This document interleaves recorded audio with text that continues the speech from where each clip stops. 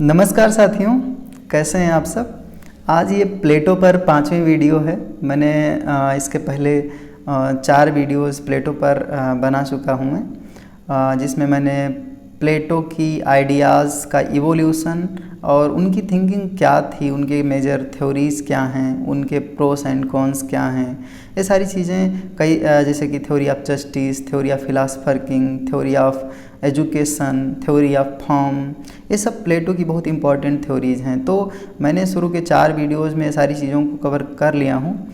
आज के वीडियो में मैं मेनली स्टिक कर रहा हूँ प्लेटो के प्रोस एंड कॉन्स, जो कि एक तरह से कहें मेजर जो थ्योरीज़ हैं उनके प्रोस एंड कॉन्स। कई सारे स्कॉलर्स ने, खास करके वेस्टर्न स्कॉलर ने प्लेटो को कुछ लोगों ने क्रिटिसाइज़ किया है, कुछ लोगों ने प्रेज़ किया है, कई लोगों ने प्लेटो की आइडियाज़ पर, उनके थॉट पर कमेंट किया है। तो आज का ये वीडियो मेनली इन्हीं चीज़ों पर डिस्कस मतलब एक तरह से कहें बेस्ड होने वाला है कि वेस्टर्न पॉलिटिकल थॉट में प्लेटो के बाद में आने वाले स्कॉलर्स का क्या रिएक्शन था प्लेटो की आइडियाज़ पर। तो आप एक तरह से क्रिटिक भी मान सकते हैं, क्रिटिक एंड प्रेज, और भी कई सारी चीज़ें आप इसमें देखने को पाएंगे। तो आज ये एक तरह से कहें इस वीडियो में मैं कंक्लूड करूँगा पूरी तरह से प्लेटो को, और उसके बाद में हम आगे बढ़ेंगे और किसी स्कॉलर को डिस्कस करेंगे। वेस्टर्न पॉलिटिकल थॉट में कई सारे स्कॉलर हैं जो प्लेटो को एक तरह से कहें फासिस्ट के रूप में प्रेजेंट करते हैं कि प्लेटो फर्स्ट फासिस्ट थे।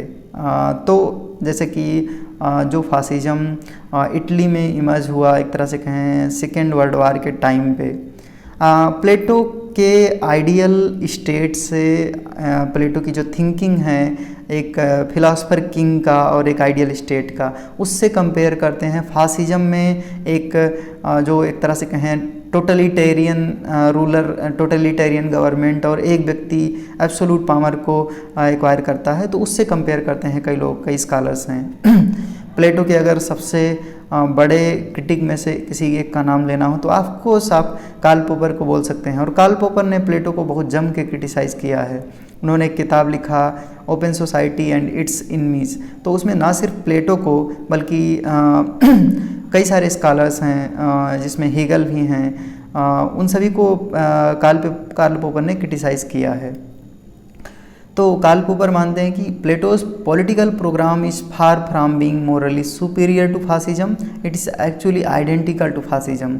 तो कार्ल पॉपर कहते हैं कि प्लेटो का जो पॉलिटिकल प्रोग्राम है वो फासिज्म से सुपीरियर नहीं है, किसी भी मायने में सुपीरियर नहीं है, बल्कि फासिज्म के ही आइडेंटिकल है।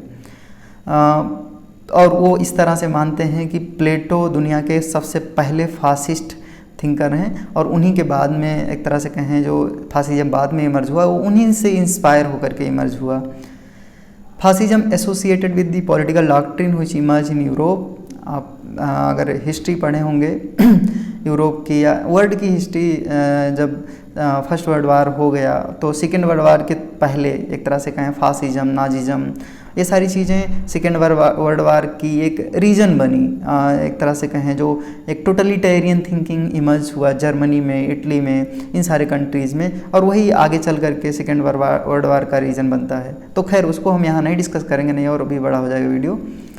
तो इस तरह से वो प्लेटो को फर्स्ट फासिस्ट थिंकर मानते हैं। फासिज्म में, फासिस्ट गवर्नमेंट में आप जानते हैं कि एंटी ह्यूमैनिटी होता है, उसमें बहुत ह्यूमैनिटी का केयर नहीं किया जाता। जैसे फासिज्म या नाजिज्म लगभग एक ही तरह की चीज़ें हैं। जैसे कि आप जर्मनी में देखें नाजिज्म के टाइम पे किस तरह से एक पार्टिकुलर कम्युनिटी, एक तरह से कहें ज्यूज़ का कत्लेआम करा दिया गया रेशियल सेग्रीगेशन के लिए, रेशियल सुप्रीमेसी के बेसिस पे। फ्रीडम को किस तरह से कर्टेल किया गया इटली में मुसोलिनी के टाइम पे। ये किस तरह से एंटी डेमोक्रेटिक होते हैं। डेमोक्रेसी में फ्रीडम और इंडिविजुअल राइट को बहुत प्रीफर किया जाता है, लेकिन वो उस तरह से बहुत हार्म किया गया, एक तरह से कहीं इंडिविजुअल की राइट को इग्नोर किया गया। और यही सारी चीज़ें हमको मिल रही हैं प्लेटो की थिंकिंग में। प्लेटो किसी को फ्रीडम नाम की चीज़ नहीं दे रहे हैं, किसी को डिसाइड नहीं करने दे रहे हैं कि उनको अगर मान लीजिए प्रोड्यूसर नहीं बनना है, प्रोड्यूसर नहीं बनना चाह रहा है, कोई सोल्जर नहीं बनना चाह रहा है, फिलासफर किंग नहीं बनना चाह रहा है, उसके अलावा कोई और कुछ करना चाह रहा है, तो उसको करने की कोई आज़ादी नहीं है। तो ये सारी चीज़ें एंटी डेमोक्रेटिक हैं। प्लेटो तो ऑलरेडी जिस तरह से सॉक्रेट्स को सजा दिया गया, उसके बाद में उनके अंदर जो टेंडेंसी आई डेमोक्रेसी के प्रति, वो एक तरह से कहें बहुत बड़ा, बहुत ही ज़्यादा हैट्रेड प्लेटो के अंदर आ गया। और एंटी रीजन, तो रीजन को प्लेटो की एक तरह से कहें थिंकिंग में तो नहीं कहा जा सकता, क्योंकि प्लेटो की थिंकिंग में काफ़ी ज़्यादा रीजन मिलता है। बट मॉडर्न जो एक तरह से कहें वर्ल्ड वार 2 के टाइम पे फासिज्म था, उसमें वो एंटी रीजन जैसी चीज़ें मिलती हैं, एक तरह से कहें conservative mindset. In order to find out roots of fascism and anti-democratic thinking, Western scholars trace the root of these thinkings in the work of Plato। तो वेस्टर्न स्कॉलर ये मानते हैं कि मॉडर्न फासिज्म जो इमर्ज हुआ, उसका root प्लेटो की ही thinking में था। तो कई सारे मायने में मॉडर्न जो एक तरह से कहें इटली में फासिज्म इमर्ज हुआ, वो प्लेटो की थिंकिंग से मैच करता है, और कई सारे मायने में दोनों एक दूसरे से डिफरेंट हैं। तो आइए डिस्कस करते हैं कि किस मायने में वो दोनों सिमिलर हैं। दोनों प्लेटो या फिर मॉडर्न फासिज्म, दोनों में एब्सोल्यूट पावर की बात की जाती है। दोनों में राइट के बजाय ड्यूटी को प्रीफर किया जाता है, ड्यूटी स्टेट की तरफ। दोनों ही डेमोक्रेसी के अगेंस्ट में हैं, और दोनों में सिमिलरिटीज़, जैसे डेमोक्रेसी में हैट्रेड दोनों में ज़्यादा देखा जाता है। मुसोलिनी ने किस तरह से डेमोक्रेसी को क्रिटिसाइज़ किया, या प्लेटो में किस तरह की टेंडेंसी थी, आप जानते ही हैं, लास्ट वीडियोज़ में हमने डिस्कस किया है। दोनों में कंप्लीट कंट्रोल स्टेट का सिटीज़न के ऊपर देखा जाता है, किस तरह से सिटीज़न को एक मशीन की तरह ट्रीट किया जा रहा है कि आपको तीन स्पेस में कहीं फिट हो जाना है, या तो आप प्रोड्यूसर क्लास में फिट हो जाइए, या तो आप सोल्जर क्लास में, और या तो आप रूलिंग क्लास, यानी कि जो भी एक तरह से कहें गार्जियन क्लास है। तो एक तरह से इसमें कंप्लीट कंट्रोल माना जा रहा है। वही फासिज्म में भी था, तो इस तरह से दोनों सेम हैं। सेंसरशिप एजुकेशन पर है, एजुकेशन में भी फासिज्म में एजुकेशन को कंट्रोल करके रखा जा रहा है, लोगों को वही पढ़ने दिया जा रहा है जो सरकार पढ़ाने देना चाह रही है। लोगों को राइट, लोगों को एक तरह से कहीं ऐसी चीज़ें मत पढ़ाया जाए जिससे रिवोल्ट के चांसेस बढ़ें, लोग विरोध करें, तो ये चीज़ें नहीं पढ़ाई जानी हैं।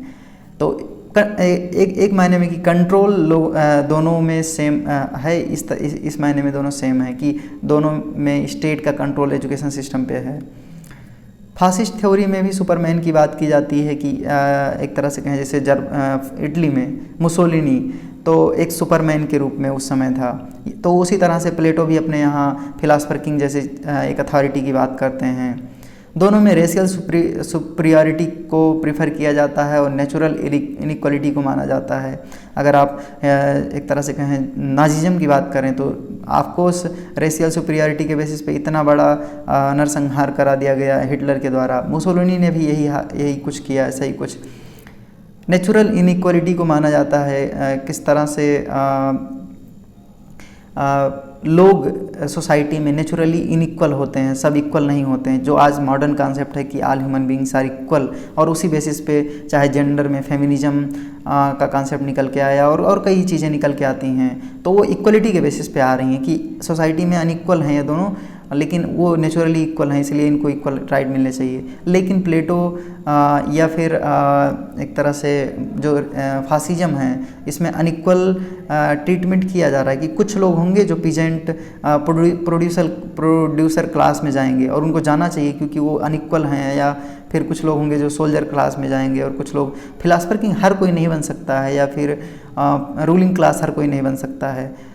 तो इवन आप प्लेटो की जो theory of communism of family है, जिसमें जब प्लेटो बोलते हैं कि जो फैमिली एक तरह से कहें जो सेक्स है, फिजिकल सेक्स, वो सिर्फ प्रोक्रिएशन के लिए होना चाहिए, बच्चे पैदा करने के लिए सिर्फ होना चाहिए, वो इंटरटेनमेंट नहीं होनी चाहिए। और उसमें प्लेटो कह रहे हैं कि एक तरह से कहें सुपीरियर रेस के साथ में सेक्स हो ताकि एक अच्छे संतान की उत्पत्ति हो। तो ये भी एक रेशियल सुपीरियरिटी टेंडेंसीज हैं जो दोनों में मैच करती हैं। लेकिन कई सारी चीज़ें हैं जो नहीं मैच करती हैं, जैसे कि अगर हम मॉडर्न फासिज्म को देखें तो वो वायलेंस, कोर्सन, फोर्स पे बेस्ड था। लेकिन प्लेटो में जो एक तरह से मॉडर्न फासिज्म है उसमें वायलेंस की बात है, लेकिन प्लेटो में वायलेंस जैसी चीज़ कोई नहीं, कुछ भी नहीं है। प्लेटो एक तरह से कहें कि प्लेटो की थिंकिंग में एक्सप्लॉयटेशन नहीं था, लेकिन मॉडर्न फासिज्म में एक्सप्लॉयटेशन जैसी चीज़ें हैं। तो एक तरह से कहें कि प्लेटो जो बात कर रहे हैं वो वर्च्यू ऑफ ह्यूमन लाइफ की बात कर रहे हैं, लेकिन मॉडर्न फासिज्म में ऐसी कोई चीज़ें दिखाई नहीं देती हैं। इस बेसिस पे दोनों काफ़ी डिफरेंट नज़र आते हैं। प्लेटो की थिंकिंग्स में, प्लेटो की जो एक तरह से कहें थ्योरी ऑफ आइडियल स्टेट था, उसमें रेशनलिज्म को बहुत ज़्यादा बढ़ावा दिया गया था, क्योंकि वही रूलिंग क्लास में जा सकते हैं जो बहुत रेशनल हों। फिलासफर को कितने रेशनलिटी की ज़रूरत होती है, आपने देखा ही लास्ट वीडियोज़ में। तो लेकिन मॉडर्न फासिज्म में इरेशनलिज्म को ज़्यादा प्रमोट किया जाता है, जस्टिफाई किया जाता है, क्योंकि ऐसा माना जाता है कि इरेशनल थिंकिंग हो गई तभी लोगों को अच्छे से रूल किया जा सकता है, क्योंकि लोग ज़्यादा रेशनल हो जाएंगे, लोग क्वेश्चन करने लगेंगे, लोगों को ज़्यादा राइट मिल जाएगी, तो रिवोल्ट के चांसेस ज़्यादा होते हैं।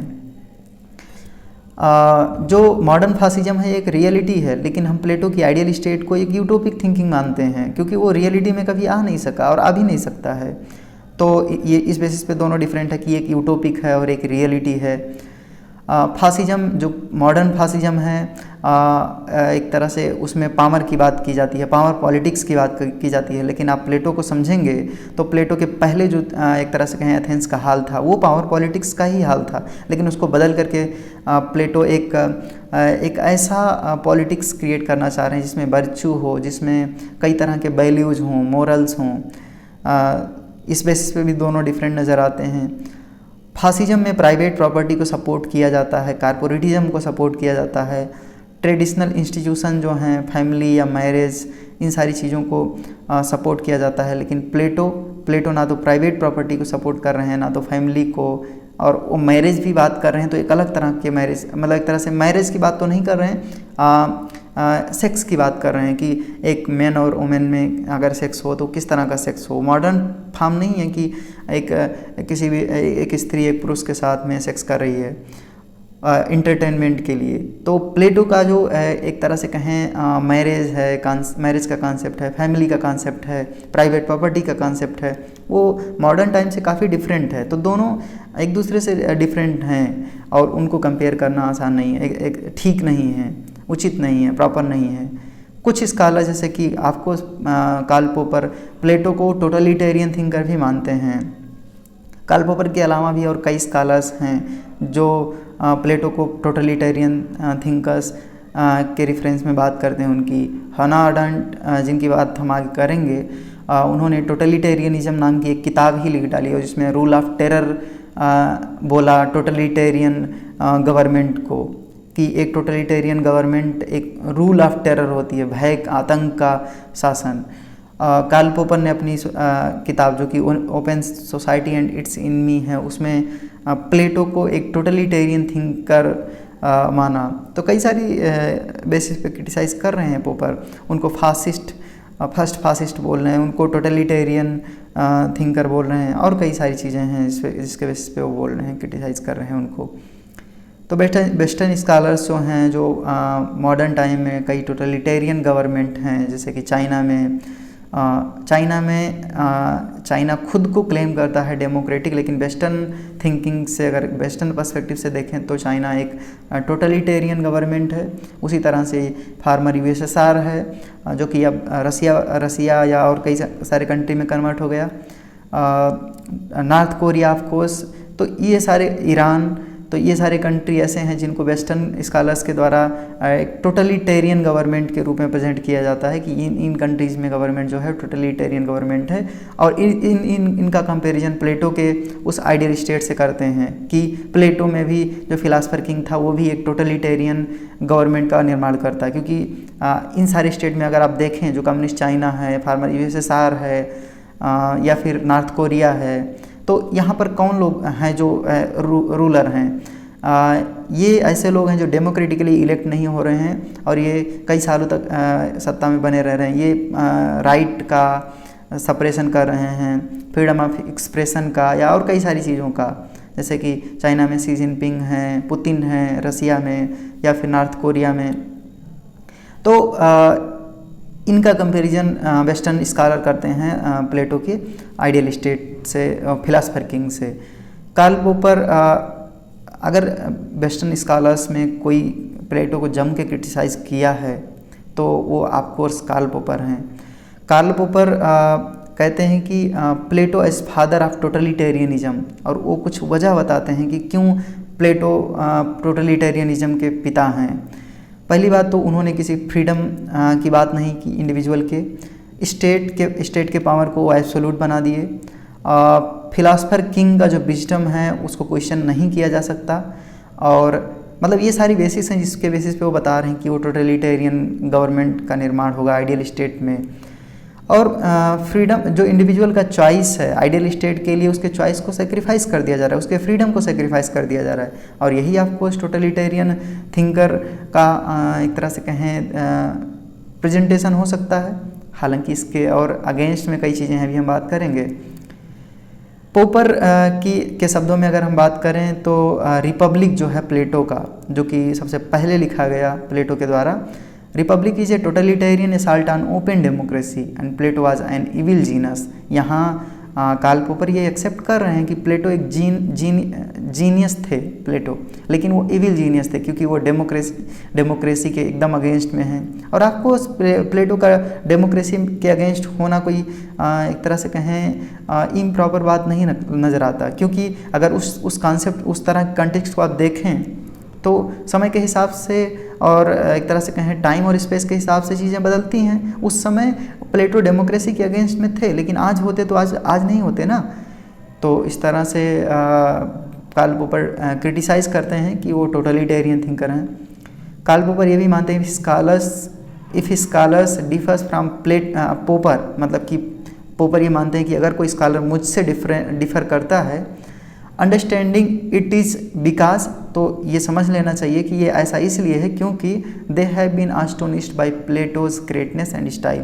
तो ये मान लेना चाहिए कि वो प्लेटो की जो महानता है और उनके स्टाइल है, जो सोचने की स्टाइल है, उससे सरप्राइज हैं वो, और इसका और कोई वजह नहीं है। वो इतने सरप्राइज हैं कि उनमें कोई कमी नहीं नज़र आ रही है। Karl Popper doesn't support holistic change as suggested by Plato and Marx, he rather prefer piecemeal engineering.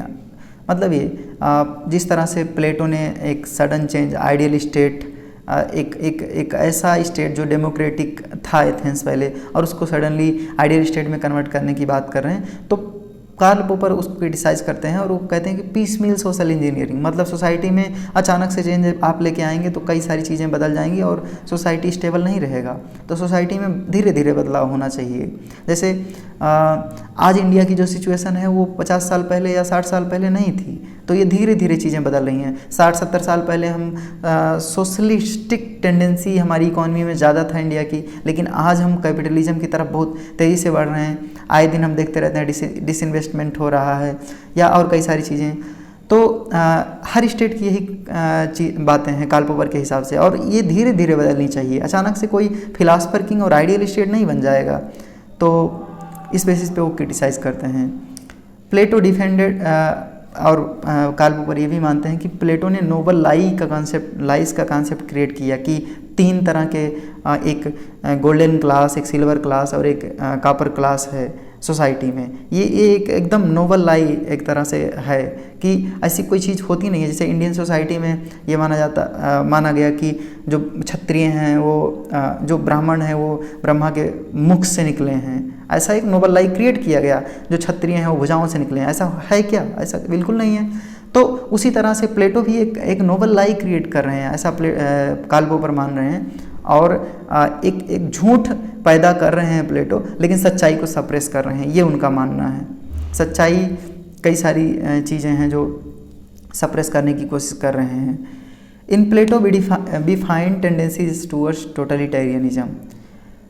तो ये था प्लेटो के क्रिटिसिज्म की बात, लेकिन प्लेटो को कई सारे लोगों ने क्रिटिसाइज भी प्रेज भी किया है। इवन कार्ल पोपर के अगेंस्ट में लेविन्सन नाम के एक स्कॉलर हैं जिन्होंने लिखा है, एक तरह से कहें कार्ल पोपर जब क्रिटिसाइज़ किए प्लेटो को तो उनके अगेंस्ट में कार्ल पोपर के को क्रिटिसाइज़ करते हुए लिखा कि वो सही से समझ नहीं पाए प्लेटो को। लेविन्सन ने इन डिफेंस ऑफ प्लेटो नाम की किताब लिखी और उसमें कहा कि ऑफकोर्स कार्ल पोपर का क्रिटिसिज्म करते हुए, it's like comparing non comparable. आप ऐसे लोगों का कंपैरिजन कर रहे हैं जो 2000 साल 3000 साल पहले एक इंसान पैदा हुआ था, तब का सोशल कंटेक्स्ट कैसा रहा होगा और आज कैसा है, आप दोनों को कंपेयर कर रहे हैं, जो कि संभव नहीं है। लेविन्सन कहते हैं कि फासिज्म का प्लेटो से कंपेयर करना या एक तरह से कहें किसी टोटलिटेरियन गवर्नमेंट का प्लेटो के फिलासफर किंग से कंपैरिजन करना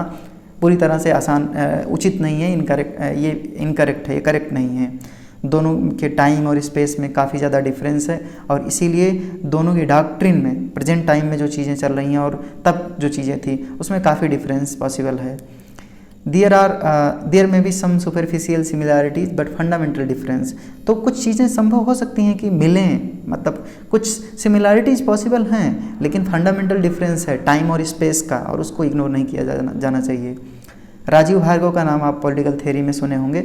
इन्होंने भी कार्ल पोपर को क्रिटिसाइज़ किया है और कहा है कि पोपर्स एनालिसिस इज मिसरीडिंग। पोपर प्लेटो को सही से समझ नहीं पाए एंड पोपर इज़ आइडियोलॉजिकली बायस्ड। जब क्रिटिसाइज़ कर रहे हैं पोपर प्लेटो को तो वो बायस्ड होकर क्रिटिसाइज़ कर रहे हैं, वो न्यूट्रल होकर नहीं कर रहे हैं, वो प्लेटो को सही से पढ़ नहीं पाए। इमर्सन नाम के तीसरे साइंटिस्ट हैं, पॉलिटिकल साइंटिस्ट, ये कहते हैं Plato was philosophy and philosophy was Plato. ये प्रेज कर रहे हैं एक्चुअली सब।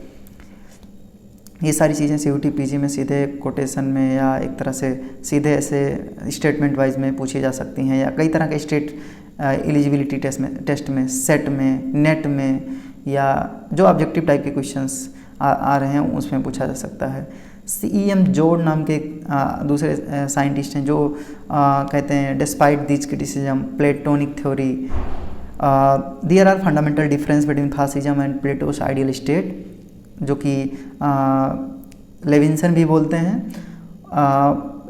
Plateaus idea was based on idea of absolute good and justice. तो ऑफकोर्स प्लेटो गुड और जस्टिस जैसी चीज़ों की बात कर रहे हैं, आइडियल स्टेट उसी के बेसिस पे वो सेटअप करना चाह रहे हैं। प्लेटो के क्रिटिक कई सारे लोग हैं, इवन CEM जोड़ जब वो प्लेटो को प्रेस कर रहे हैं वहीं पर वो कुछ क्रिटिसाइज भी कर रहे हैं कुछ बेसिस पे कि कुछ स्ट्राइकिंग सिमिलैरिटीज़ हैं प्लेटो की थ्योरी में और मॉडर्न फासिज्म की टोटलिटेरियन गवर्नमेंट में। तो उसको तो लेविन्सन भी एक्सेप्ट करते हैं कि कुछ सुपरफिशियल सिमिलैरिटीज़ पॉसिबल हैं, लेकिन दोनों में काफ़ी डिफरेंसेस हैं। एक RHS क्रॉसमैन एक और क्रिटिक हैं, वो कहते हैं कि Plato's philosophy is most savage and most profound attack upon liberal ideas. तो ये प्लेटो की आइडियाज़ काफ़ी इलिबरल, एक तरह से एंटी लिबरल हैं, एक क्रॉसमैन मानते हैं। असैयावर्लिन जो कि पॉजिटिव और negative conception of liberty, 2 concept of liberty दिए हैं। आप इनके कॉन्सेप्ट को पॉजिटिव लिबर्टी के सेंस में आप ज़्यादा पढ़े होंगे। तो इन्होंने भी प्लेटो के बारे में कमेंट किया है कि Plato didn't grant the individual the freedom of choice which is alienable human right. तो क्रिटिसाइज़ कर रहे हैं कि प्लेटो इंडिविजुअल को राइट नहीं रिकॉग्नाइज़ किए, उसके इंडिविजुअल राइट को। हना अरेंट ऑन टोटलिटेरियनिज्म में बोलती हैं कि टोटलिटेरियनिज्म एक रूल ऑफ टेरर है, लेकिन प्लेटो के केस में ऐसा नहीं है। प्लेटो में ना तो रूल ऑफ टेरर है, प्लेटो की आइडियल स्टेट में ना तो वायलेंस है। तो आप कैसे कह सकते हैं कि प्लेटो टोटलिटेरियन थिंकर थे? ये कहना गलत है। बिन्सपियर नाम के एक नेक्स्ट पॉलिटिकल साइंटिस्ट हैं जो बोलते हैं प्लेटो का रिपब्लिक एक ब्लूप्रिंट है अथॉरिटेरियन गवर्नमेंट का, अथॉरिटेरियनिज्म का। प्लेटो एक रिएक्शनरी थे and Plato as a reactionary, मतलब ये प्लेटो का जो रिपब्लिक है उसमें अथॉरिटेरियन टेंडेंसीज हैं, रिएक्शनरी हैं। रिएक्शनरी क्यों? क्योंकि प्लेटो का रिपब्लिक एक ऐसे समय में लिखा गया था जब उनके टीचर यानी सॉक्रेट्स को पनिशमेंट दिया गया था एक डेमोक्रेटिक गवर्नमेंट का। तो उसके अगेंस्ट में अगर वो उसके रिएक्शन में अगर लिखा जा रहा है तो ऑफकोर्स वो रिएक्शनरी है और उसमें डेमोक्रेसी को क्रिटिसाइज़ किया गया है। और इसी बेसिस पे बिन्सपियर कह रहे हैं कि वो टोटलिटेरियन है। टॉयनबी ने प्लेटो को सिनिकल मैन और फासिस्ट कहा। उसी तरह से चापमैन हैं जो एक तरह से कहें बहुत एंटी प्लेटोनिस्ट हैं, और वो प्लेटो को प्रिंस ऑफ मैजिशियन या प्रिंस ऑफ कंजूरर कह रहे हैं। गिलबर्ट राइल हैं। तो कई सारे स्कॉलर हैं जो क्रिटिसाइज़ किए हैं प्लेटो को, कई सारे लोग प्रेज भी किए हैं। जैसे गिलबर्ट राइल कह रहे हैं कि it will never be possible to Plato in an old idealistic sense. Plato ने जिस सेंस में लिखा उस सेंस में उस सेंस में उनको देख पाना संभव नहीं है। अब एक तरह से ये क्रिटिसाइज़ कर रहे हैं प्लेटो को कि वो ज़माना अलग था, प्लेटो को दूसरी तरीके से देखा जाएगा। और ये बोल रहे हैं, ये कोट कर रहे हैं गिलबर्ट राइल लेविंसन को। लेविंसन प्लेटो के एक बहुत बड़े सपोर्टर हैं। तो बोल रहे हैं कि इवन प्लेटो के बहुत बड़े सपोर्टर भी ये मानते हैं कि प्लेटो से कुछ गलतियाँ हुई हैं, और वो उस बेसिस पे क्रिटिसाइज़ कर रहे हैं कि जब उनका सबसे बड़ा सपोर्टर ही बोल रहा है कि उनसे कुछ कमियाँ उनमें कुछ कमियाँ हैं, तो हम सब कैसे गलत हो सकते हैं, उनमें कुछ कमियां तो हैं ही। प्लेटो की जो थ्योरी है और उसका टोटलिटेरियनिज्म से अगर कंपेयर करें, सिडनी हुक ने एक तरह से कहें कि बोला है पोपर के बारे में कि पोपर ने प्लेटो को एकदम लिटरली रीड किया। जैसे कि राजीव भार्गव ने कहा कि वो मिसरीड कर रहे हैं, सही तरीके से नहीं पढ़ रहे हैं। तो उसी तरह से सिडनी हुक बोल रहे हैं कि वो लिटरली रीड कर लिए। लेकिन हम पहले वीडियो में बताए थे कि कंटेक्चुअल अप्रोच होता है एक, और एक टेक्सचुअल अप्रोच होता है। तो टेक्सचुअल अप्रोच से ऑलवेज आप गलतियां करेंगे ही करेंगे। तो आपको किसी स्कॉलर को समझना है तो आपको कंटेक्चुअल अप्रोच अपनाना पड़ेगा, उस कंटेक्स्ट में जाके समझना पड़ेगा। तो राजीव भार्गव के अनुसार Karl Popper's interpretation of Plato is motivated by ideological consideration that is abstract premises. तो राजीव भार्गव भी मान रहे हैं कि उनका जो इंटरप्रिटेशन है वो मिसरीडिंग है, वो एक अब्स्ट्रैक्ट प्रीमाइसेस पर बेस्ड है, और वो आइडियोलॉजिकल मतलब एक तरह से आइडियोलॉजिकली वो मोटिवेटेड हैं, एक पार्टिकुलर आइडियोलॉजी से वो बायस्ड हैं। तो ये सारी चीज़ें वो मान रहे हैं। प्लेटो का अगर इवैल्यूएशन किया जाए प्रेजेंट टाइम में, तो जिस तरह से प्लेटो ने अपने फिलासफर किंग में एक फिलासफर को, जो कि लोगों के बीच का ही आदमी होगा, कहीं ऊपर से तो आएगा नहीं कि कोई गॉड या और कोई हो, तो फिलासफर किंग को जिस तरह से एब्सोल्यूट पावर दिया प्लेटो ने, कोई इंसान कितना भी ज्ञानी हो जाए, लेकिन अगर वो एक ह्यूमन बीइंग है तो उसके रेफरेंस में लॉर्ड एक्ट नाम के एक पॉलिटिकल साइंटिस्ट हैं, वो बोलते हैं कि power corrupt and absolute power corrupts absolutely. तो अगर फिलासफर किंग को एब्सोल्यूट पावर दिया जाएगा तो करप्शन तो आएगा ही।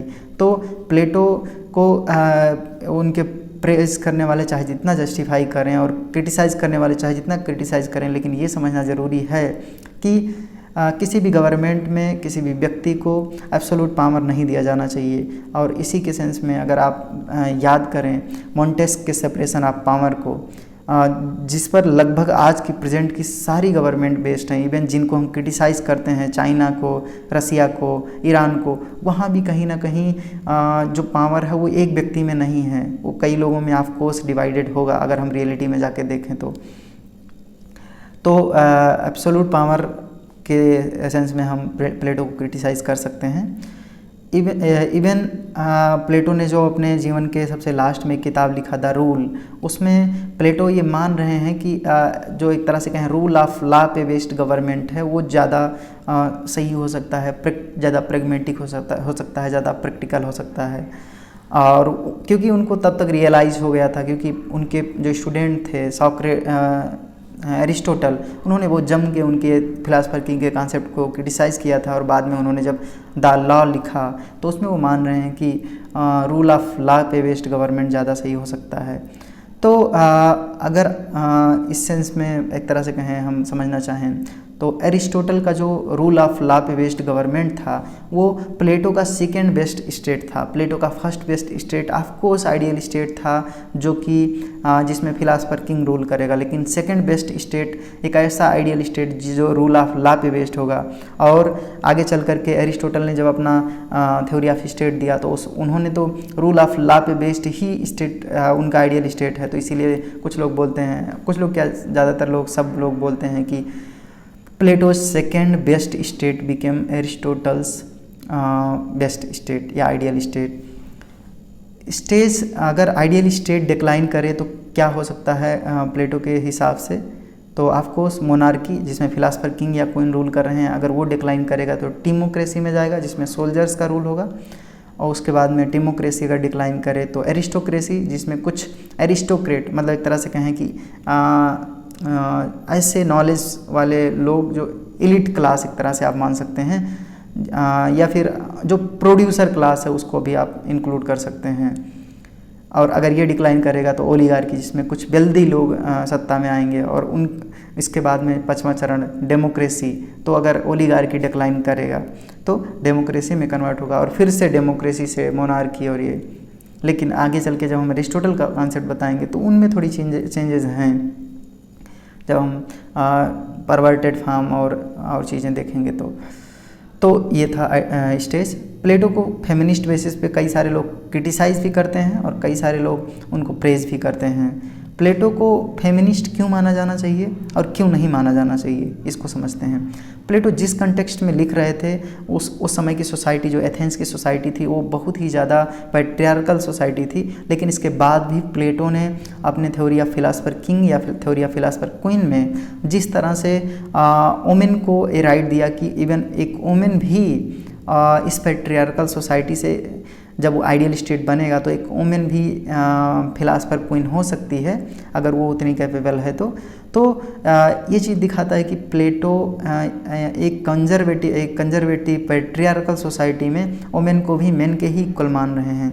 इवन यहाँ तक कहा जाता है कि प्लेटो का जो थ्योरी ऑफ कम्युनिज्म था वो वुमेन्स को लिबरेट करने के लिए था, क्योंकि महिलाएं ज़्यादातर फैमिली के काम में इतनी उलझी रहती हैं कि वो पॉलिटिक्स में पार्टिसिपेट नहीं कर सकती हैं। और इसीलिए प्लेटो ने फैमिली को ब्रेक कर दिया और फैमिली को हटा करके theory of communism of family जो लेके आए कि सभी की फैमिली ब्रेक हो जाएगी और एक तरह से जो प्राइवेट फैमिली है इंडिविजुअल सभी की अलग अलग, उसको ब्रेक करके वुमेन को लिबरेट कर दिया जाएगा। वुमेन हाउस होल्ड के काम में बहुत ज़्यादा उलझी नहीं रहेगी और उसको मौका मिलेगा कि वो पॉलिटिक्स में पार्टिसिपेट कर सके।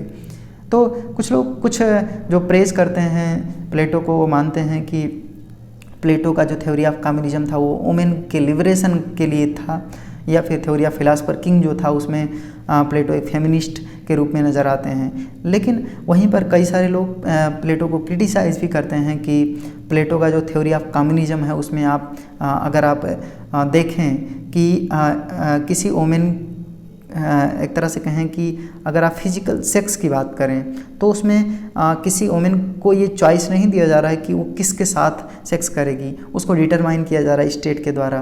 तो ये एक तरह से कहें एंटी फेमिनिस्ट टेंडेंसी नज़र आती हैं। प्लेटो जब ये बोलते हैं कि सेक्स एक प्रोक्रिएशन के लिए सिर्फ होना चाहिए, तो भी नज़र आता है कि किस तरह से मॉडर्न टाइम के सिचुएशन से प्लेटो की थिंकिंग काफ़ी डिफरेंट है। लेकिन ऐसा इसलिए भी हो सकता है कि उस समय की जो पैट्रियार्कल सोसाइटी थी, लेकिन ऑफकोर्स ये बात इग्नोर नहीं किया जा सकता है कि उस पैट्रियार्कल सोसाइटी में जहाँ वुमेन को एक तरह से कहें वुमेन स्लेव इन सबको बहुत डेरोगेटली ट्रीट किया जा रहा था, वहाँ पर प्लेटो ना सिर्फ आइडियल स्टेट में किसी एक छोटे मोटे पद पे वुमेन को इक्वल राइट देने की बात कर रहे हैं, बल्कि इवन जो अपर मोस्ट पोस्ट है फिलासफर क्वीन या किंग का, वहाँ पर भी वुमेन को इक्वल राइट देने की बात कर रहे हैं। ये बहुत ही एक तरह से कहें बहुत ही रेडिकल थिंकिंग है प्लेटो की, और यहाँ नज़र आती है प्लेटो की फेमिनिज्म। क्रिटिक्स मानते हैं, ये सारी चीज़ें हमने डिस्कस कर दिया है। और आप देखेंगे कि वेस्टर्न पॉलिटिकल थॉट में प्लेटो के बाद में एरिस्टोटल की थिंकिंग किस तरह से थी महिलाओं को लेकर के। स्लेव्स और महिलाओं में बहुत अंतर नहीं नज़र आ रहा था प्लेटो के समय एरिस्टोटल के लिए।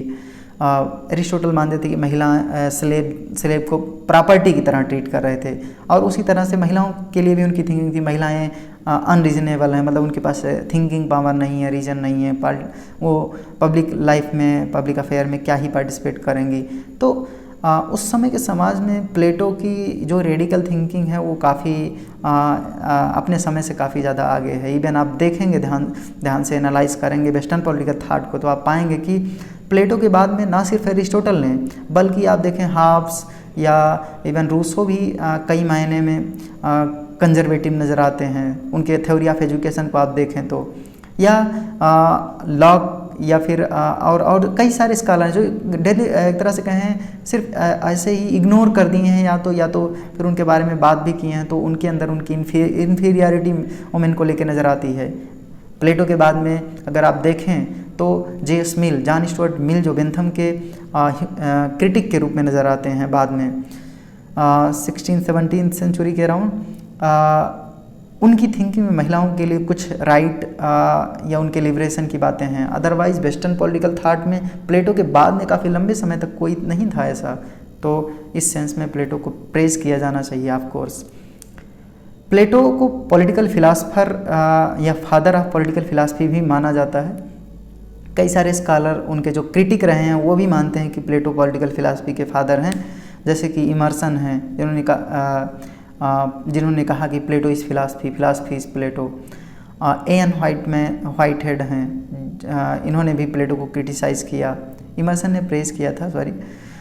The safest general characterization of European philosophical tradition is that it consist of a series of footnote to Plato. ये माने थे कि प्लेटो के बाद में जो भी वेस्टर्न पॉलिटिकल थाट में आए, यूरोपियन फिलासफिकल थिंकिंग में आए हैं, वो प्लेटो और एरिस्टोटल के फुटनोट हैं। मतलब एक तरह से कहें वो उनकी आइडियाज़ से बहुत लिबरेट नहीं हो पाए हैं, उन्हीं की आइडियाज़ में कुछ इंक्लूड करते हुए जा रहे हैं।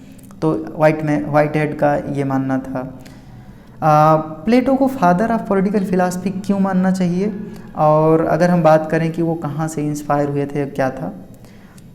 ही establish the study of philosophy is superior to study of physics. Of course Plato के लिए जो एक तरह से कहें जो वर्ड है आइडियाज़ का, वो ज़्यादा सुपीरियर है इस मटेरियलिस्टिक वर्ड से, और इसीलिए वो मानते हैं कि फिलासफी का स्टडी फिजिक्स के स्टडी से ज़्यादा सुपीरियर है। वो ये भी कहते हैं कि वर्ड ऑफ आइडिया ज़्यादा इम्पॉर्टेंट है वर्ड ऑफ मैटर से।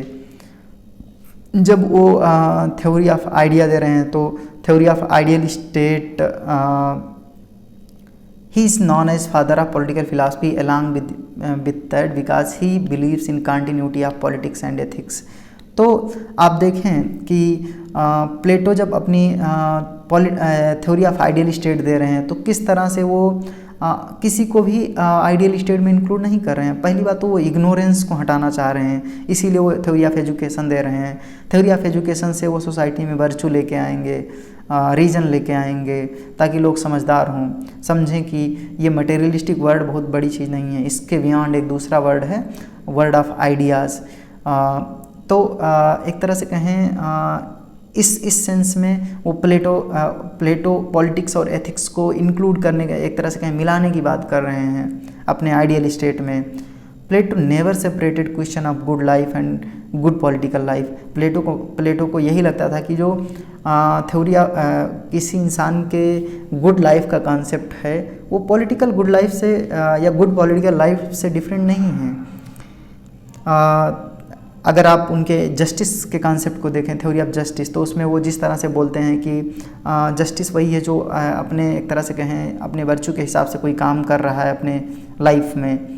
तो थ्योरी ऑफ जस्टिस में अगर जस्टिस वो है और जस्टिस के ही हिसाब से इंसान में हैप्पीनेस या और चीज़ें आएंगी, एक गुड लाइफ का निर्माण तभी होगा। तो ये सारा चीज़ अगर आप कंबाइन करें तो आपको नज़र आएगा कि प्लेटो पॉलिटिक्स और एथिक्स को इंक्लूड, पॉलिटिक्स में एथिक्स एक तरह से कहें बहुत ही इंट्रेंच्ड तरीके से रखने की बात कर रहे हैं। पॉलिटिक्स और एथिक्स का कोई एक तरह से कहें सेपरेशन नहीं है, जो कि आप मैकियावेली में बाद में देखेंगे, जिसमें मैकियावेली ने पॉलिटिक्स को एथिक्स से बिल्कुल अलग कर दिया कि पॉलिटिक्स में एथिक्स की कोई जगह नहीं है। प्लेटो का पर्पस फिलॉसफी का जो था वो सिर्फ ये नहीं था कि इंसान की लाइफ अच्छी हो, बल्कि इसके बियॉन्ड भी बहुत कुछ था। अगर आप देखें कि इंसान ये समझ पाए कि इस लाइफ के या इस वर्ल्ड के अलावा एक दूसरा वर्ल्ड है, तो उसका लाइफ के बेटरमेंट होने से कोई मतलब नहीं था। लेकिन इसके बाद भी प्लेटो की फिलॉसफी में उसको जगह मिल रही है। Plato has given a social purpose of emancipation of philosophy. तो एक सोशल पर्पज भी दिया है प्लेटो ने अपनी थ्योरी ऑफ जस्टिस में। Plato has also develop idea of dialectics further. जो आइडिया ऑफ डायलेक्टिक्स सॉक्रेट्स का था उसको और डेवलप किया है प्लेटो ने। There is huge influence of Plato which is even recognized by even Plato's critic। तो प्लेटो का आने वाले और स्कॉलर्स पर बहुत ही ज़्यादा इन्फ्लुएंस है। ऑफ कोर्स इसको इग्नोर नहीं किया जा सकता। इवन उनके जो क्रिटिक हैं वो भी इस बात को रिकॉग्नाइज करते हैं कि प्लेटो का जो इन्फ्लुएंस है वेस्टर्न पॉलिटिकल थॉट में वो काफ़ी ज़्यादा है। Plato's communism is a supplementary machine to give effect to reinforce that spirit which education is to create. तो नेटलशिप ये मानते हैं कि प्लेटो का जो थ्योरी ऑफ कम्युनिज्म है, प्लेटो की जो जिस तरह का स्पिरिट आप प्लेटो चाहते हैं आइडियल स्टेट में, जो कि एजुकेशन से क्रिएट कराना चाह रहे हैं, एजुकेशन से उस जिस तरह की स्पिरिट लोगों में जिस तरह के स्पिरिट का निर्माण होगा, उसको सपोर्ट करने के लिए, उसको सप्लीमेंट करने के लिए उन्होंने अपनी थ्योरी ऑफ कम्युनिज्म दिया है। एक तरह से आप ये समझ सकते हैं। Importance of statement lights in the even his critic has acknowledge that impact by his ideas. तो उनके क्रिटिक भी एक्नॉलेज करते हैं। और इसलिए प्लेटो मतलब एक तरह से कहें प्लेटो की जो फिलॉसफी है, प्लेटो की जो थिंकिंग है, जिसमें वो पॉलिटिक्स में एथिक्स की बात कर रहे हैं, पॉलिटिक्स में वर्च्यू की बात कर रहे हैं, पॉलिटिक्स में जस्टिस की बात कर रहे हैं, और उनके हिसाब से जो एक गुड लाइफ है, एक गुड पॉलिटिकल लाइफ से डिफरेंट नहीं है। वो सब एक गुड लाइफ तभी होगा जब गुड पॉलिटिकल लाइफ होगा, तो वो डिफरेंट नहीं है। तो ये सारी चीज़ें प्लेटो के पहले और कोई स्कॉलर नहीं हैं जो एक तरह से कहें इतने डिटेल में एक्सेप्ट कर रहा हो, अंडरस्टैंड कर रहा हो। और यही वजह है कि प्लेटो को पॉलिटिकल फिलॉसफी का फादर के रूप में रिकॉग्नाइज किया जाता है। इवन कार्ल पोपर काफ़ी ज़्यादा करेक्ट हैं जब वो ये बोलते हैं कि कोई या तो प्लेटोनिक है या तो एंटी प्लेटोनिक है। मतलब या तो कोई प्लेटो के अगेंस्ट में होगा या तो प्लेटो के सपोर्ट में होगा। इसका मतलब ये कि प्लेटो की आइडियाज़ और वेस्टर्न स्कॉलर्स पर इतनी ज़्यादा हैं कि या तो आप प्रेज करेंगे या तो सपोर्ट करेंगे, कोई ऑप्शन नहीं है। तो उनके इन्फ्लुएंस को बताने की कोशिश कर रहे हैं। ये भी आर्गूमेंट आता है कि all that is Platonic is Socratic. जो भी प्लेटोनिक है वो सब सॉक्रेटिक है। ये कहना क्यों सही है और क्यों नहीं सही है ये समझते हैं। प्लेटो की लाइफ पर अगर किसी एक इंसान की बात करें कि ज़्यादा इन्फ्लुएंस, सबसे ज़्यादा इन्फ्लुएंस किसका था, तो आपको सॉक्रेट्स का था। उनकी लाइफ की बात करें, लाइफ से प्लेटो ने सॉक्रेट्स की लाइफ से काफ़ी कुछ सीखा। उन्होंने जो डायलेक्टिक्स का मेथड यूज़ किया उससे काफ़ी कुछ सीखा। उनकी जो आइडियाज़ थी, चाहे उनके पॉलिटिकल फिलॉसफी हों या उनकी जो वर्च्यू है, उसके हिसाब से वहाँ से जो सीखा प्लेटो ने। इवन कई सारी और चीज़ें हैं जो प्लेटो सीधे सॉक्रेट्स से अंडरस्टैंड कर रहे हैं। प्लेटो का थ्योरी ऑफ जस्टिस अगर आप देखें तो सॉक्रेट्स से बहुत ज़्यादा इन्फ्लुएंस नज़र आता है। लेकिन इसका ये मतलब बिल्कुल नहीं है कि प्लेटो सिर्फ सॉक्रेट्स से इन्फ्लुएंस थे। जब आप कहते हैं ऑल दैट इज़ प्लेटोनिक, तो इसका मतलब यही होता है कि प्लेटो सिर्फ सॉक्रेट्स से इन्फ्लुएंस थे, ऐसा नहीं है।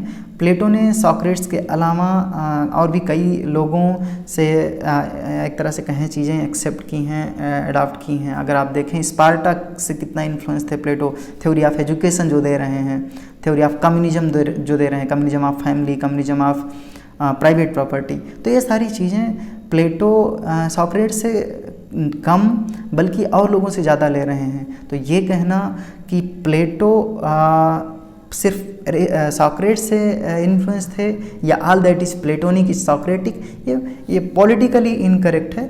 लेकिन ऑफ कोर्स प्लेटो ने सबसे ज़्यादा अगर कोई चीज़ सीखी, चीज़ें अडॉप्ट की हैं तो सॉक्रेट्स से अडॉप्ट की हैं। लेकिन सॉक्रेट्स अकेले ऐसे व्यक्ति नहीं हैं जिनसे प्लेटो सीख रहे हैं या चीज़ें अडॉप्ट कर रहे हैं। यहाँ हमने लगभग 30-35 स्कॉलर्स और उनके कुछ चीज़ें जो टारगेट की गई हैं प्लेटो के बारे में, कुछ लोग कमेंट किए हैं, क्रिटिसाइज़ किए हैं, कुछ लोग प्रेज़ किए हैं। हम एक तरह से कहें कि वेस्टर्न पॉलिटिकल थॉट में कुछ इंपॉर्टेंट स्कॉलर्स की बातों को यहाँ नोट डाउन किए हैं।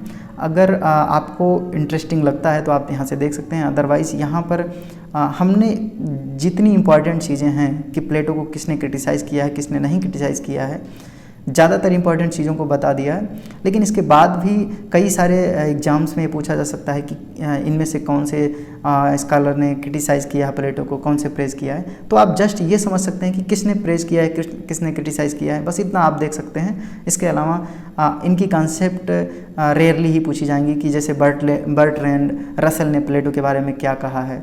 ये एक तरह से कहें जब तक आपके सिलेबस में नहीं होगा, स्पेशली बर्ट्रैंड रसेल, तब तक नहीं पूछा जा सकता है, मुझे ऐसा लगता है।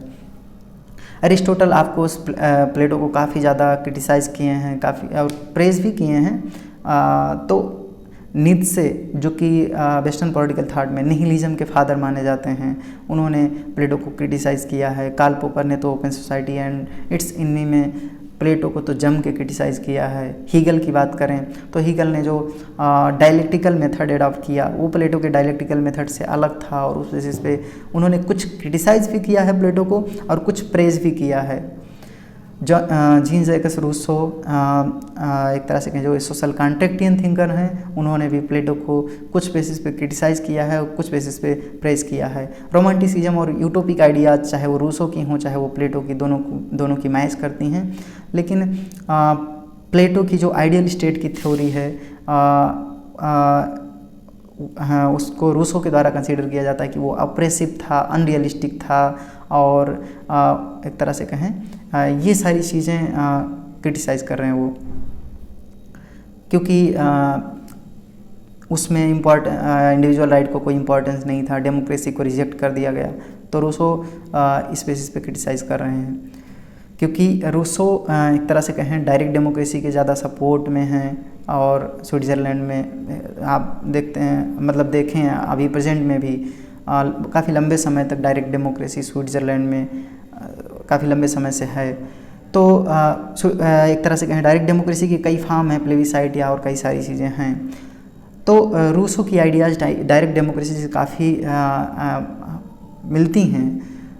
तो इस बेसिस पे चूँकि प्लेटो डेमोक्रेसी के अगेंस्ट में है तो क्रिटिसाइज़ भी करते हैं, लेकिन कुछ बेसिस पे सपोर्ट भी करते हैं। मार्था नुसबाम जिन्होंने अमर्त्य सेन के साथ में मिल करके, इंडिया के जो अमर्त्य सेन हैं, कैपेबिलिटी अप्रोच दिया। मार्था नुसबाम भी प्लेटो की आइडिया जो कि जेंडर पे हैं उसको क्रिटिसाइज़ करती हैं। फेमिनिज्म, उनकी theory of communism of family को क्रिटिसाइज़ करती हैं। बर्ट्रैंड रसेल भी क्रिटिसाइज़ करते हैं। मिशेल फूको जो कि पामर के बारे में अगर आप बात करें मॉडर्न टाइम में, कंटेम्प्रेरी टाइम में, तो मिशेल फूको एक बहुत बड़े इसका थिंकर हैं जिन्होंने कहा नॉलेज इज पामर। तो पामर का बहुत ही एक तरह से कहें रिसेंट वर्जन अगर कोई दिया है तो मिशेल फूको दिए हैं। तो उन्होंने भी प्लेटो को क्रिटिसाइज़ किया है। जैकस डेरिडा जो कि डीकंस्ट्रक्शन का कॉन्सेप्ट दिए हैं, उन्होंने भी प्लेटो को क्रिटिसाइज़ किया है। मार्क्सिस्ट स्कॉलर तो भर भर के क्रिटिसाइज़ किए हैं प्लेटो को, क्योंकि मार्क्सिस्ट स्कॉलर्स के लिए ये जो मटेरियलिस्टिक वर्ड है यही रियल वर्ड माना जाता है, और प्लेटो ने इसको तो रिजेक्ट ही किया, तो इसलिए वो क्रिटिसाइज़ करते हैं। लियो स्ट्रॉस ने भी प्लेटो को क्रिटिसाइज़ किया। Judith Butler, Edward Said, Sigmund Freud या फिर वाल्टर बेंजामिन, हन्ना अरेंट, आप ये सारी चीज़ें पढ़ लीजिएगा। एमिल डर्कहाइम जिन्होंने सुसाइड थ्योरी दिया। एडवर्ड सेड ने ओरिएंटलिज्म दिया, या फिर जॉन डेवी आप जानते होंगे, अम्बेडकर के ये एक तरह से गुरु टीचर थे कोलंबिया यूनिवर्सिटी में, और जॉन डेवी प्रैग्मेटिज्म के फादर माने जाते हैं। मिशेल फूको फिर से आ गए, तो राल्फ वाल्डो इमर्सन जिन्होंने प्रेज़ किया, क्योंकि वो बहुत ही एक तरह से कहें ट्रांसेंडेंटल फिलासफर माने जाते हैं। वो जिस तरह से प्लेटो एक दूसरी दुनिया की बात करते हैं, soul, beauty, pursuit of truth, ये सारी चीज़ों से काफ़ी इन्फ्लुएंस नज़र आते हैं राल्फ वाल्डो इमर्सन, और वो प्रेज भी करते हैं प्लेटो को। व्हाइटहेड जिन्होंने एक तरह से कहें प्लेटो को क्रिटिसाइज़ भी किया और प्रेज भी किया। प्रेज वो उनकी मेटाफिजिक्स और एब्स्ट्रैक्ट थाट को लेके किए हैं। जितने नीत्शे के सपोर्टर हैं उनको नीत्शेसियन कहते हैं, उन्होंने भी प्लेटो को क्रिटिसाइज़ किया है। मैक्स वेबर ने क्रिटिसाइज़ किया है। मैक्स वेबर जो कि एक तरह से कहें ब्यूरोक्रेटिक थ्योरी जिन्होंने दिया, अगर आप पब्लिक एडमिनिस्ट्रेशन में देखें तो। Baruch Spinoza, Erich Fromm, Max Horkheimer, Theodor Adorno, Jurgen Habermas, ये सारे लोग प्लेटो के बारे में ज़्यादातर लोगों ने क्रिटिसाइज़ किया है, कुछ लोगों ने प्रेज भी किया है। आगे आप पढ़ लीजिएगा थॉमस टेलर जो कि एक बहुत बड़े कम्युनिटेरियन थिंकर माने जाते हैं, उन्होंने भी प्लेटो के बारे में कुछ कमेंट किया है। लियो स्ट्रास हैं, जॉन स्टुअर्ट मिल हैं जो कि प्रेज किए हैं उनकी थ्योरी ऑफ एजुकेशन को, या फिर उनकी कॉमन गुड, जो परस्यूट ऑफ कॉमन गुड की बात थी। जॉन लॉक ने भी प्रेज किया है। हीगल ने क्रिटिकली प्रेज किया है, कुछ पॉइंट पे हीगल ने क्रिटिसाइज़ किया है प्लेटो को, कहीं पर वो एक तरह से कहें उनकी थिंकिंग को प्रेज भी किए हैं। साइमन दे बुआ जो सेकेंड सेक्स नाम की किताब लिखे हैं, बहुत बड़े फेमिनिस्ट स्कॉलर माने जाते हैं, इन्होंने भी प्लेटो को प्रेज किया है, क्योंकि जो प्लेटो की एक तरह से कहें वोमेन को लिबरेट करने की उनकी थ्योरी ऑफ कम्युनिज्म थी, या फिलासफर किंग की जो चीज़ें थी, तो इसलिए ये प्रेज की हैं। रविन्द्रनाथ टैगोर ने भी प्लेटो को प्रेज किया है। कुछ इंडियन स्कॉलर हैं जैसे रविन्द्रनाथ टैगोर या नेहरू, गांधी, ये सारे लोग, कुछ लोग प्रेज किए हैं प्लेटो को। बाकी Saint Augustine, Thomas Aquinas, Thomas More की जो यूटोपिया है, कैम्पनेला, प्रोफेसर एन व्हाइटहेड और लोगों ने इनके बारे में कुछ ना कुछ चीज़ें कही हैं। नेहरू ने कहा कि who will survive if India dies, तो अगर इंडिया अगर ख़त्म हो जाता है तो कौन सर्वाइव करेगा। इसका मतलब ये कि इंडिया एक तरह से कहें इंडिया के लोग अगर ख़त्म हो जाते हैं तो सर्वाइव क्या करेगा। तो एक तरह से यहाँ ये दिखाई दे रहा है कि किस तरह से प्लेटो का जो कॉन्सेप्ट है, अगर आप जैसे देखें इंडिविजुअल रिट लार्ज का, कि जो स्टेट है वो इंडिविजुअल से मिलके बना है, इंडिविजुअल का बड़ा फॉर्म स्टेट है। तो उसी तरह से यहाँ नेहरू की थिंकिंग में, या फिर अगर गांधी की थिंकिंग देखें, be the change you want to see, जिस तरह का सोसाइटी, जिस तरह का समाज, जिस तरह का देश, जिस तरह का दुनिया आप देखना चाहते हैं, उस तरह से आप लोग बन जाइए, उस तरह की दुनिया बन जाएगी। अगर सब ईमानदार हो जाएं तो इस संसार में बेईमानी नाम की चीज़ नहीं रह जाएगी। इस तरह से समझाना चाह रहे हैं। गांधी ने सत्यवीर की कथा नाम की एक किताब लिखी गुजराती में, जिसको ट्रांसलेट भी किया गया। गुजराती में सत्यवीर की जो कथा थी वो ट्रांसलेशन था प्लेटो की जो किताब थी अपॉलजी। सत्यवीर जो कैरेक्टर है उसमें वो सॉक्रेट्स को प्रेजेंट किया जा रहा है गांधी के द्वारा। तो गांधी काफ़ी इन्फ्लुएंस थे प्लेटो की थिंकिंग से। तो प्लेटो की ऊपर कुछ किताबें जो प्लेटो के क्रिटिक या प्लेटो के सपोर्टर लिखे हों, जो एग्ज़ाम में पूछी जा सकती हैं, जैसे Open Society and Its Enemy, Karl Popper ने क्रिटिसिज्म के लिए लिखा। प्लेटो टुडे, RHS क्रॉसमैन ने उनको क्रिटिसाइज़ करने के लिए लिखा कि आज प्लेटो कितने रिलीवेंट हैं। Platonic legend W. फाइट लिखते हैं क्रिटिकल वे में। Lectures on Republic of Plato, Nettleship praise करने के लिए लिखते हैं। The man and his work, A.E. Taylor praise करने के लिए लिखते हैं। और great political thinkers from Plato to present, Ebenstein लिखते हैं। तो ये सारी किताबें आप याद रखिए। इसको CUET PG में या नेट JRF में या फिर TGT PGT में, जहाँ भी पॉलिटिकल साइंस में ये प्लेटो हैं वहाँ के लिए काफ़ी इम्पोर्टेंट हैं।